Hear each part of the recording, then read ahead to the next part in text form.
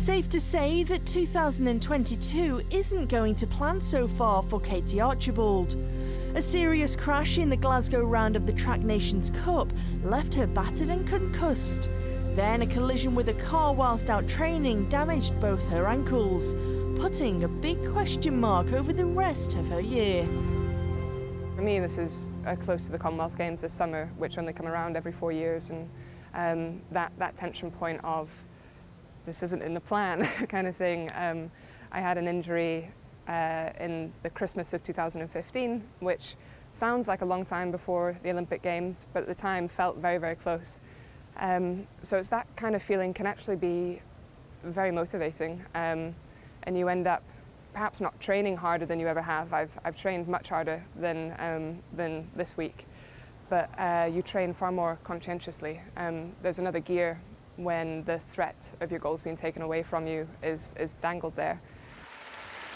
In Birmingham, she will be competing against Laura Kenny, with whom she has an almost telepathic understanding on the track. What is it about their differing personalities which makes them such a great team? She's a very instinctive racer. She's been winning whatever she does from about the age of 8, you know. When they race with the boys, and then when you're under 12s, I think they race with the under 14 boys, and she's always been in this sport as part of her being, and everything about track racing is connected to her, and that's, like I say, very instinctive. And I'm slightly more reliant on the cognitive side, the analysis, the planning, the agreed terms, the odds, and my instincts probably aren't as good. And so each of us pushing the other into our own domain or pulling the other into our own domain is really, really healthy, develops both of us. And it means that we have both bases covered when we're racing together. And we can execute excellence, I suppose, in our own domains, in a far more nuanced way than just somebody being fast and somebody being a diesel. We have physical strengths that overlap really largely. It's our mental differences that create a good unit, I think. Last year saw the start of the new UCI Track Champions League. Although affected by the pandemic, the event was a huge success. Archibald won the endurance category, but what did she make of the event as a whole? The event far exceeded the hype, for sure.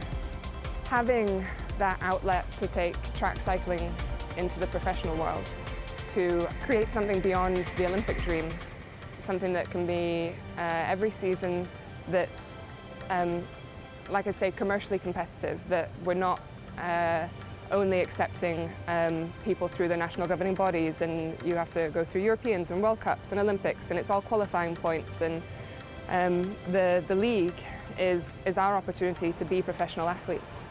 I am just so glad that it's arrived in my career.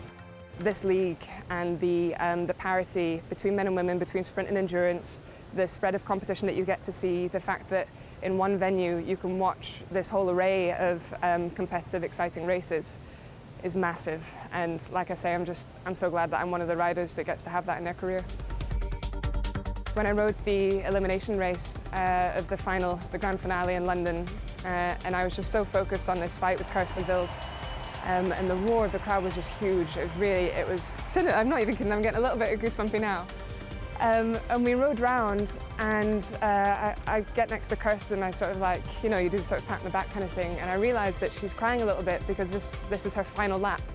Her final lap as a professional rider, as a track cyclist, as one of the greatest of all time, as someone I've had this fierce rivalry with over the latter half of my career, but she's had those rivalries with so many. She's had such a long, successful career.